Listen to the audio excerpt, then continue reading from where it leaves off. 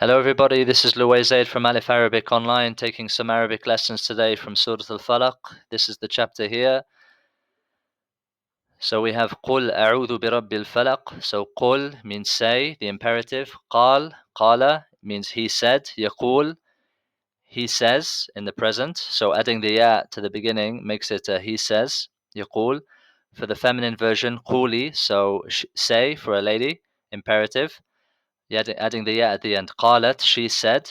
Adding the ta at the end. قالت, she said. تقول, she says. So again, adding the prefixes, suffixes to the words changes present, past, male, feminine, blah blah blah.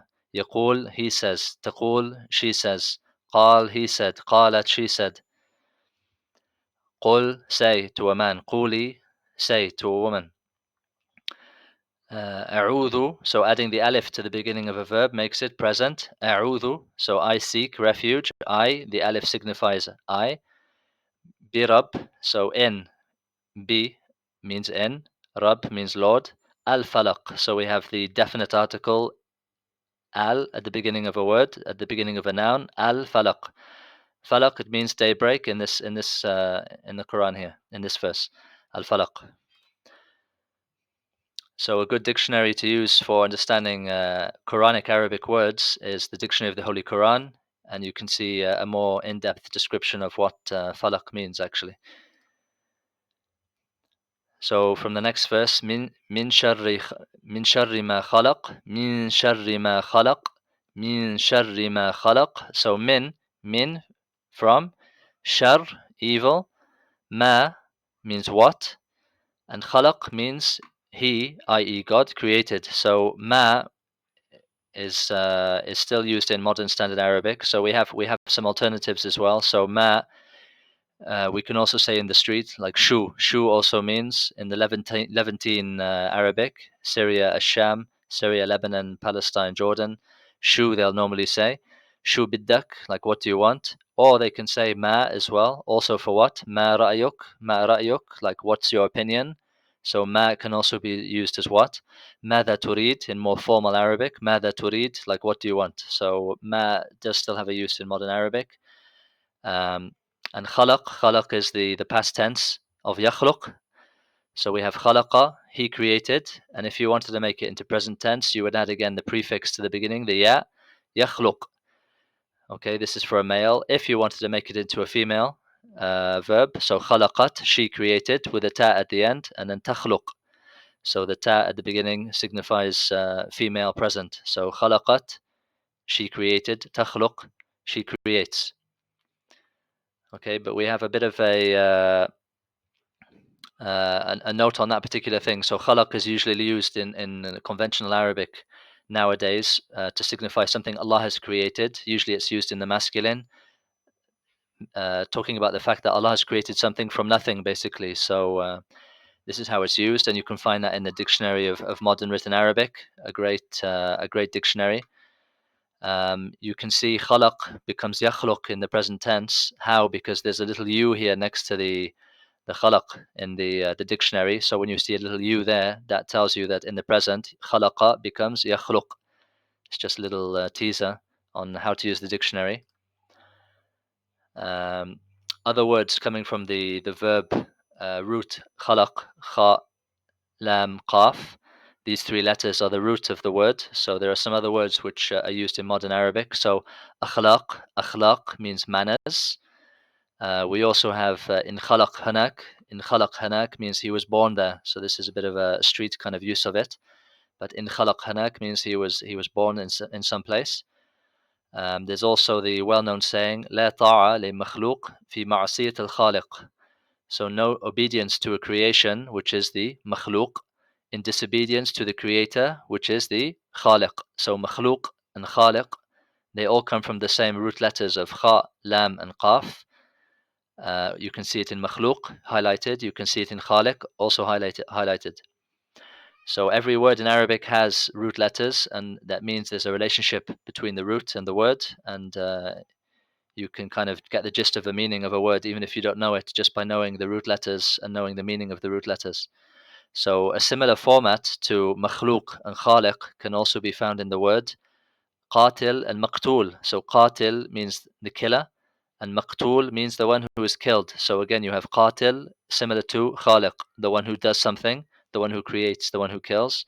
And you can have maqtul and makhluq. So makhluq, the one who is created, the creation, and maqtul, the one who is killed. So it's just to give you an idea of the word format. The word structure is similar and can be carried over across many words. The one who does something and the one who the action is done to. Okay, carrying on with Surat Al-Falaq. So, وَمِن شَرِّ غَاسِقٍ إِذَا وَقَبْ. So there's some words in here like غَاسِقٍ and وَقَبْ, which are not really used in modern Arabic, spoken Arabic on the street. So you can check the dictionaries I mentioned to see their meanings. But we have the wa at the beginning, which wa means and, very common letter, word. إِذَا means when. So there's some examples from the Quran of إِذَا. So for example, وَإِذَا قِيلَ لَهُمْ آمِنُوا. So وَإِذَا قِيلَ لَهُمْ, when they are told, and when they are told. So إِذَا means literally when. There is something else to bear in mind. So إِذَا is when, as we said, and إِذَن with tanween on the last alif. So إِذَا versus إِذَن. إِذَن, it kind of means so. So, in Arabic. So, and then kind of continuing on from there. Just to keep you aware of that.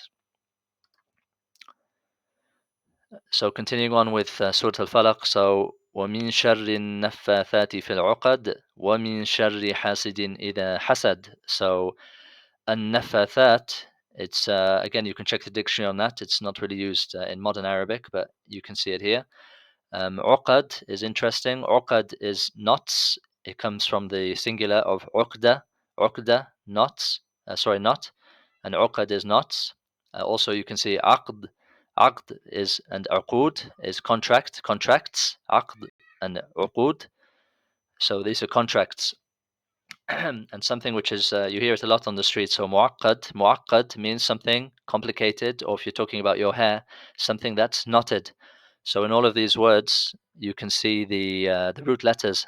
Ayn, qaf, dal. Ayn, qaf, dal. These are the root letters, and they are linked to a knot, basically a knot, something binding, such as a contract. Is also binding. Muaqqad, something which is knotted, something which is complicated. So they're all related, and you can tell that by their root letters. They have a meaning which carries across all the derivatives. Okay, taking some more lessons. So وَمِن شَرِّ حَاسِدٍ إِذَا حَسَدَ وَمِن شَرِّ حَاسِدٍ إِذَا حَسَدَ. So hasad, if you look in the dictionary, you'll find hasad. Also, you find the little u next to it. So hasad in the present, it becomes yahsud. He envied. Hasad. Yahsud, he envies. And you can tell that it becomes yahsud in the present because of this little u in the dictionary. So yahsud, he envies. Okay, so at the bottom you can see hasad itself. The word hasad is actually the word envy. Okay, so hasada is like he envied, but hasad, just hasad by itself, is the noun, envy. Hasid, like we said, khaliq, like we said, qatil, which is the creator and killer. Hasid also, it symbolizes the one who does something, hasid. So we have the ha, sin, and dal, which is in that word, the root letters. This is the envier. So again, a bit of grammar. So hasad, he envied on the left. Yahsud, he envies. If you wanted to make it female, you add the ta at the end in the past. So hasadat means she envied, and to make it present, she envies. Tahsud. Okay, there should be a dhamma above the scene here. Apologies for that. Tahsud. It should be tahsud, which is she envies. So yahsud, tahsud. Okay, thank you for listening. That's some lessons from Surat Al-Falaq. Hope you benefited. This is Luay from Aleph Arabic Online. See you soon. Bye bye.